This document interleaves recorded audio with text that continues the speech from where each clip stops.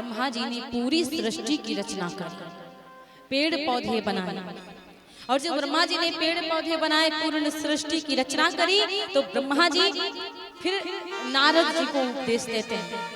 नारद जी ब्रह्मा जी के ही बेटा हैं और सबसे पहले उन्होंने स्वयंभू मनु को बनाया।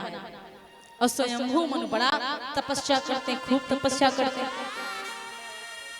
और 24 अवतारों में परीक्षित जी से बताया श्री सुखदेव जी ने, सबसे पहला अवतार सनक सनंदन सनातन सनत कुमार जी महाराज, सबसे पहला अवतार। और दूसरा अवतार भगवान का हुआ तो उनका नाम पड़ा हरि। हरि भगवान का नाम पड़ा हरि। और जब भगवान का तीसरा अवतार होता है तो कपिल महाराज करदम जी के बेटा हैं, जिनका नाम है कपिल भगवान। बोलिए कपिल जी महाराज की। तीसरा अवतार होता है कपिल भगवान का। पृथ्वी को जब हिरण्याक्ष ने ले जाकर के पानी में डुबो दिया तो भगवान का अवतार हुआ, उनका नाम पड़ा वाराह भगवान। बोलिए वाराह भगवान की जय।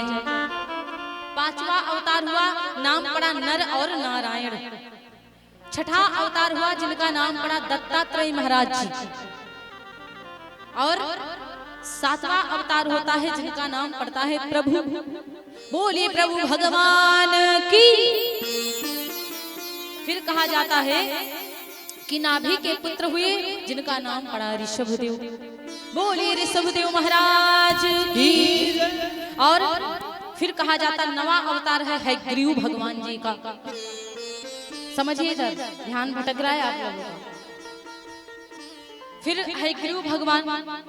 और फिर कहा जाता है भगवान मत्स्य अवतार लेते हैं, मछली बन करके आते हैं। और जब मछली बन करके आते हैं, ये अवतार 10वां है। और जिस समय समुद्र का मंथन हुआ था और मंदराचल पर्वत समुद्र में धंसने लगा था, तो उसको ऊपर करने के लिए, लेवल पे लाने के लिए भगवान ने कछुआ का अवतार लिया। बोलिए कच्छप जी महाराज की। हिरण्यकश्यप ने जब पाप किया, प्रहलाद को परेशान किया, तो भगवान नरसिंह का अवतार लेते हैं। बोलिए नरसिंह भगवान की। और 13वां अवतार लेते हैं, नाम पड़ा श्री हरि। बोलिए श्री हरि भगवान की। और बलि जब देवताओं की सारी जमीन को, सारे लोगों को छीन लिया, तब भगवान अवतार लेके आए जिनका नाम पड़ा वामन भगवान। बोलिए वामन भगवान की। और जो दवाइयां बना रहे हैं महाराज, उनका नाम पड़ा श्री धन्वंतरी जी महाराज। धन्वंतरी जी का प्रागट्य हुआ। बोलिए श्री धन्वंतरी जी महाराज की।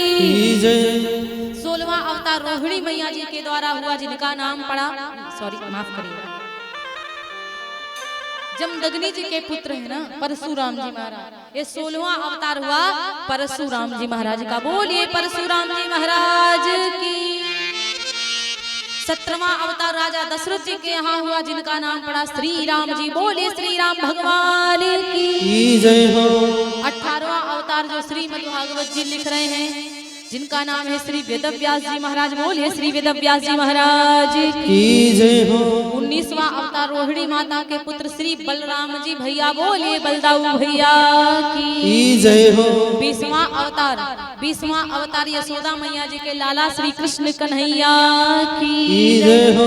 21वां अवतार हुआ बुद्ध भगवान का। बोलिए बुद्ध भगवान की जय हो। और जिस समय अमृत बांटने वाले थे, ये अर्थात भस्मासुर को भस्म करने के लिए आए, तो 22वां अवतार हुआ भगवान मोहिनी जी का। बोलिए मोहिनी अवतार की जय हो। 23वां अवतार हंस भगवान की जय हो। कलयुग में होगा 24वां अवतार। बोलिए कल्की जी महाराज की। समझे ना, ये 24 अवतार हैं महाराज।